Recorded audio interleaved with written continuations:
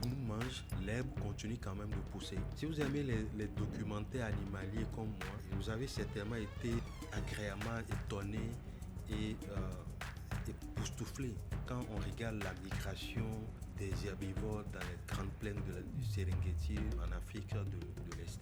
Et pendant ces migrations de ces herbivores, on voit des millions d'animaux qui migrent d'une région à une autre, d'un pays à un autre, sans tenir compte naturellement des frontières. Les frontières sont des questions d'ordre. Et quand on voit des millions d'animaux dans la savane en train de brouter tous au même moment, on se demande, mais est-ce qu'ils vont pouvoir tenir? Parce que si eux tous ils broutent au même moment comme ça, comment est-ce que l'herbe va encore se régénérer? Ou à quel moment d'ailleurs l'herbe va encore pousser? Sauf que le lendemain, l'herbe pousse toujours. Et pendant des semaines, pendant des mois, tous ces millions d'animaux là sont là en train de brouter et l'herbe continue de pousser sans que ça ne finisse pas, sans que ça ne tarie pas. Même si le gnou mange l'herbe, ça continue de pousser. Voilà le proverbe autour duquel nous allons échanger aujourd'hui.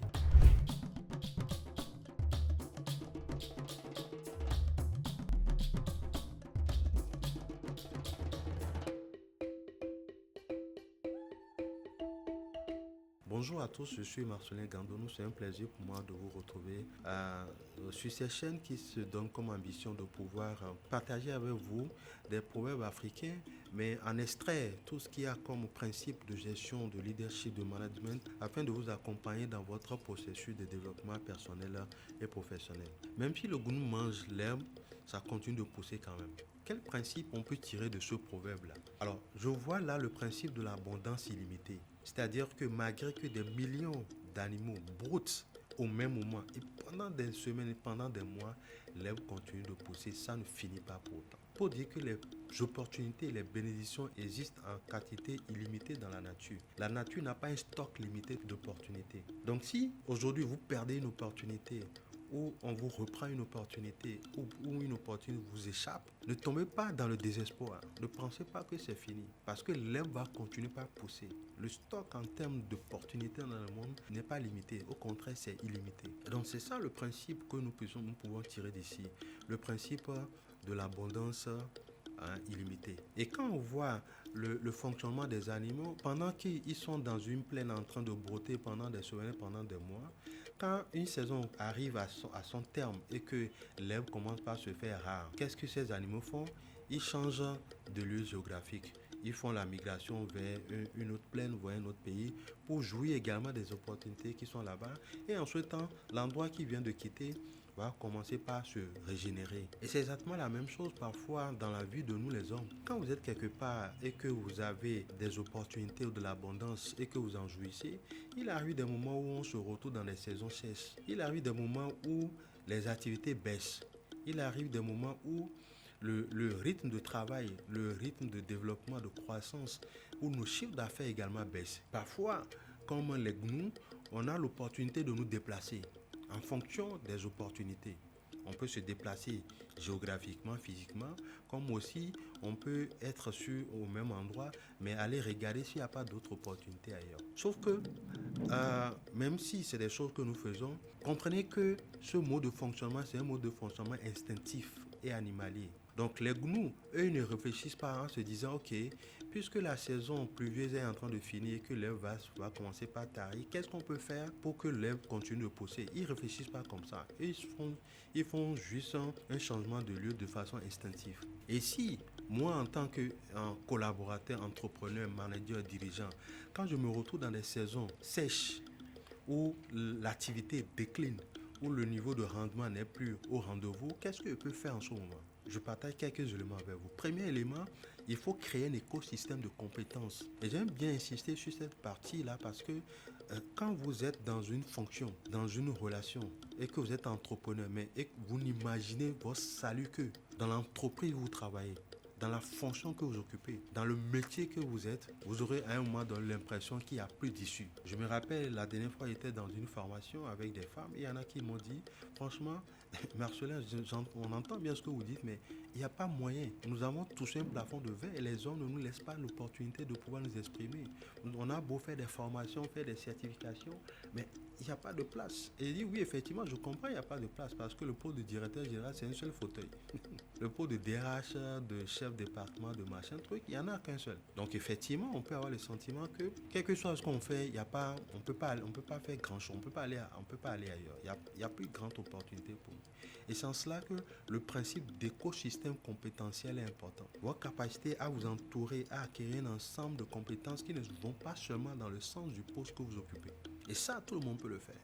Et quand nous avons commencé par travailler là-dessus, la plupart des participants ont commencé par dire ah, ok, je vois maintenant. En dehors du poste que vous occupez, il y a d'autres choses que vous pouvez faire.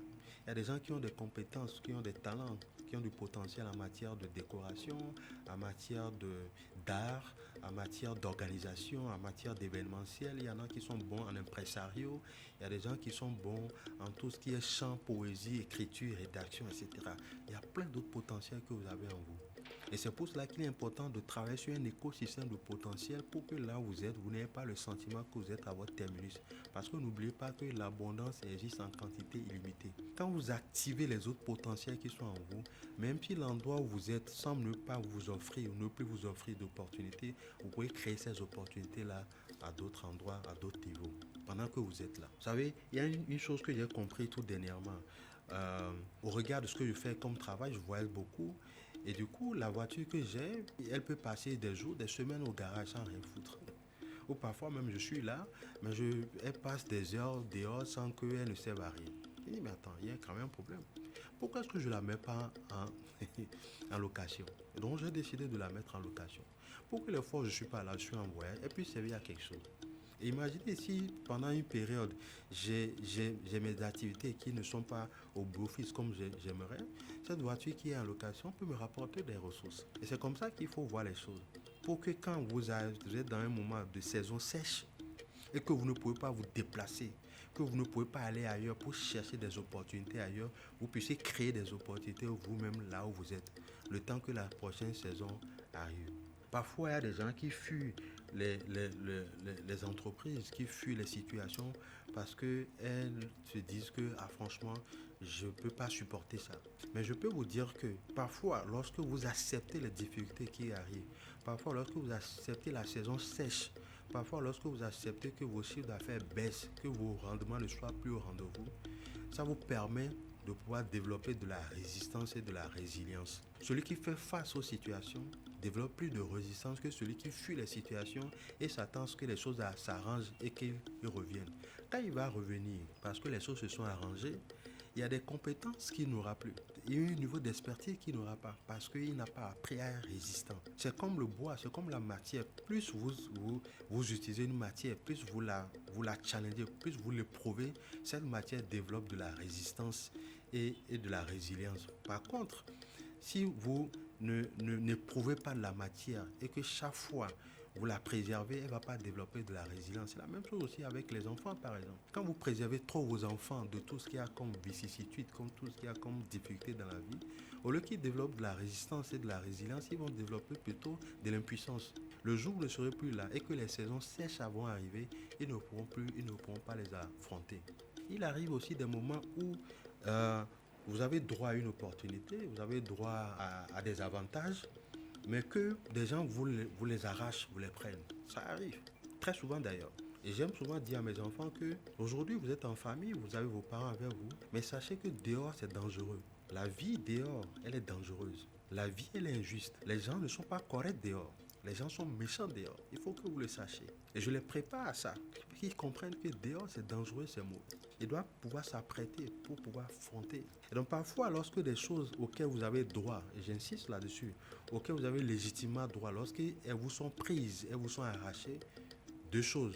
Premier cas de figure, vous avez la possibilité d'aller les reprendre et les arracher. Parce que dehors, c'est dangereux. Il y a des gens qui font preuve de ruse et de malice pour vous prendre des choses qui vous sont dues. Donc il y a des fois où vous avez besoin d'aller reprendre ce qui vous est dû. Vous avez besoin d'aller les arracher.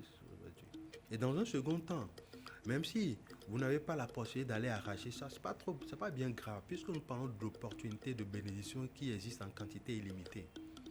Continuez pas à vous ajouter de la valeur. Et je dis souvent à mes équipes, lorsque nous sommes parfois consultés pour des appels d'offres. Et il y a des fois où nous sommes consultés en comité restreint pour soumettre des offres de formation. Il arrive qu'on ne soit pas retenu. Même si nous allons chercher pour savoir qu'est-ce qui n'a pas marché en notre faveur, je leur dis ceci. La bonne nouvelle, c'est que nous avons été consultés en comité restreint. C'est une bonne chose. Ça veut dire que nous sommes présents dans l'esprit de l'entreprise, en tout cas de ceux qui nous ont consultés. Mais voilà ce que nous devons continuer par faire. On doit continuer par s'ajouter de la valeur à un niveau vraiment très élevé, à telle enseigne que la prochaine fois, nous ne soyons pas consultés en comité restreint, mais que le marché nous soit donné gré à gré.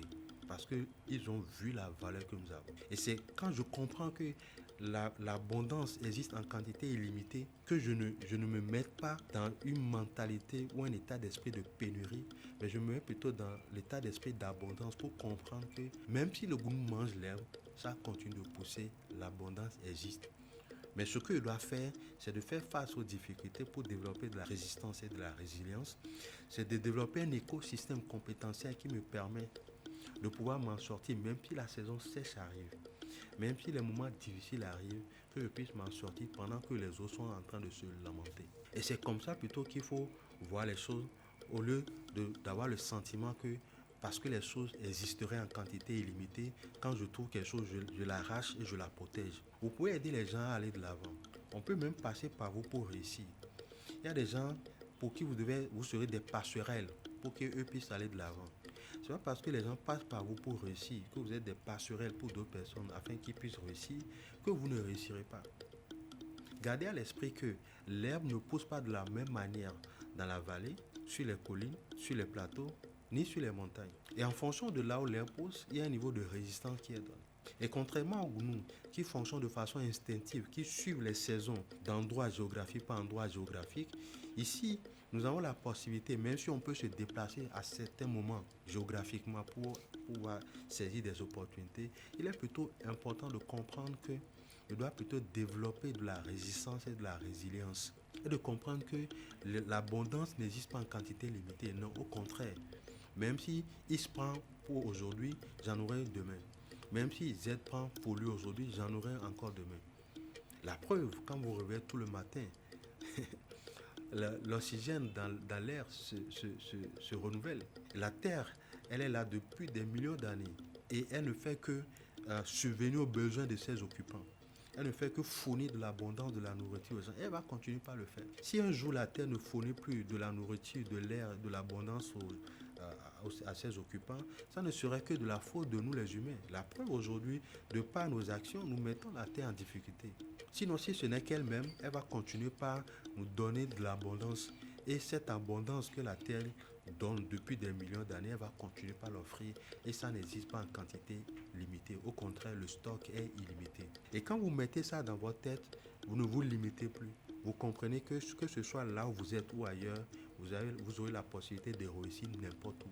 Mais il est important pour cela de pouvoir développer un écosystème de compétences qui vous permet que, même dans les moments difficiles, même quand la saison sèche arrive, même quand vos chiffres d'affaires déclinent, même quand vos clients ne sont plus là pour votre environnement est en difficulté économique, que vous puissiez continuer par vous en sortir.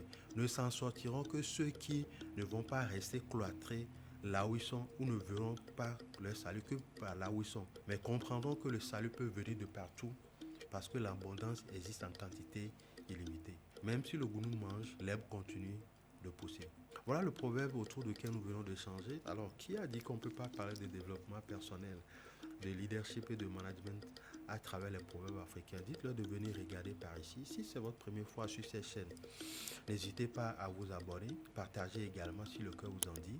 Alors, si vous avez une compréhension différente de ce dont nous venons de parler à travers ce proverbe, n'hésitez pas à mettre votre compréhension en commentaire. Et ensuite, vous souhaiterez que nous puissions échanger sur un proverbe que vous avez des difficultés à comprendre, mettez ça également en commentaire. On va procéder à un tirage au sort et puis certains de ces proverbes feront l'objet de nos vidéos les toutes prochaines fois. Et le temps qu'on se retrouve dans le cadre de nos vidéos, que la paix soit avec vous et les vôtres.